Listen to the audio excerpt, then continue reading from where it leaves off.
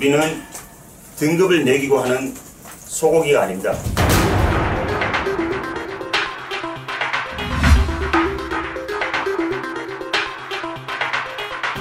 언론노조 MBC 본부가 공개한 MBC판 블랙리스트 문건입니다. 카메라 기자 성향 분석표. 기자들을 4개 등급으로 분류했습니다.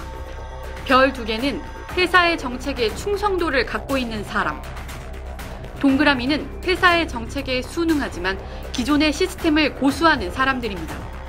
세모는 언론노조 영향력에 있는 회색 분자들로, X는 지난 파업의 주동계층으로 현 체제 붕괴를 원하는 이들이라고 분류했습니다. 65명의 카메라 기자가 이렇게 일일이 등급이 매겨졌습니다. 요주의 인물 성향이라는 제목의 문건에서는 개인별 성향도 분석돼 있습니다. 파업 참가 여부, 노조와의 관계, 정치 성향이 이들을 구분하는 기준이었습니다. 개인에 대한 모멸적인 평가도 적나라하게 기록했습니다. 평가 뒤에는 인사발령 필요성이 언급됐습니다. 그 문건을 처음 봤을 때 제일 놀라고 정말 이렇게 지금 약간 살 떨린다는 표현을 쓰는데 되게 지금 이렇게 심장이 벌렁벌렁 거렸을 때 뭐였냐면 그 문건에 그런 표현이 있었어요. 격리, 차별. 이게 동료로 본 거구나. 문건 공개 직후 MBC는 이 문건이 회사를 비방 매도하려는 노조의 허무맹랑한 주장이라고 비난했습니다.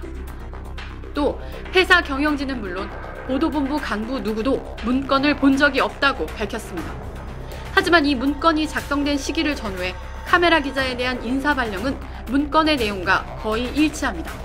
2013년 7월 6일 날 문건이 작성된 데이터가 있는데 제가 2013년 7월 8일 날 보도국 중부권 취재부에서 스포츠국 스포츠 취재부로 발령이 나요.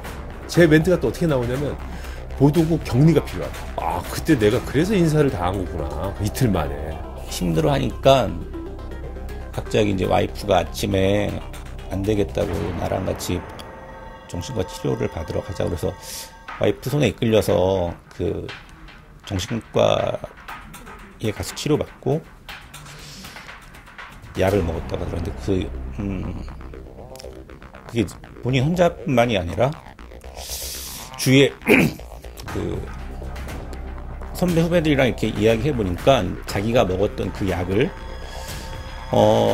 꽤 여러 명이 그 당시 이렇게 복용을 하고 있었다는 얘기를 하더라고요. 별 2개로 분류된 사람들은 포상이 이루어졌고 중요 출입처와 승진이 문건의 등급과 유사하게 결정됐습니다. 추후 계속 격리 필요라고 평가된 카메라 기자는 경인지사 성남지국으로 발령났고 주요 부서에서 격리가 필요하다고 분류된 기자는 경인지사 인천지국으로 발령났습니다.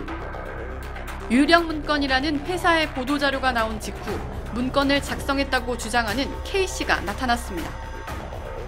간부가 아닌 평사원이라고 스스로를 설명한 K씨는 이 문건을 언론노조에서 탈퇴해 새로 만든 노조의 선배 2명에게만 보여줬다고 주장했습니다. 하지만 어떻게 문서의 내용과 회사의 인사발령이 일치했는지에 대해서는 설명하지 않았습니다. 그게 개인이 했으면 개인이 2013년에 4년치를 다 예언한 거죠. 4년치 얘는 이렇게 될 거다.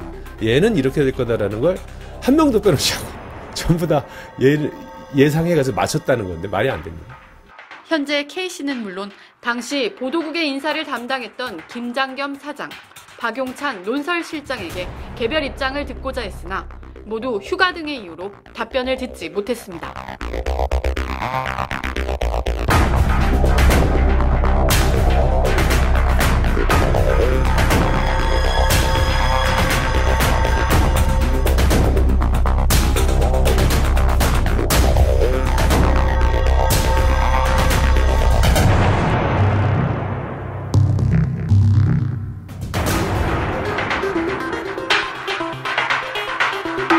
사상에 대한 이야기들 그런 것들이 머릿속에 있을 때는 그거는 아직 범죄 행위가 아니죠. 근데 그 머릿속에 있는 게 입을 통해서 말을 하거나 또 행동을 통해서 하거나 이것처럼 문서화됐을 때 작성되는 순간 이미 범죄의 구성 요건이 완성되는 거거든요. 왜 만들어졌으며 어떻게 이용되었는가 우리가 그동안 받아왔던 그 이유가 정말 이것 때문인지.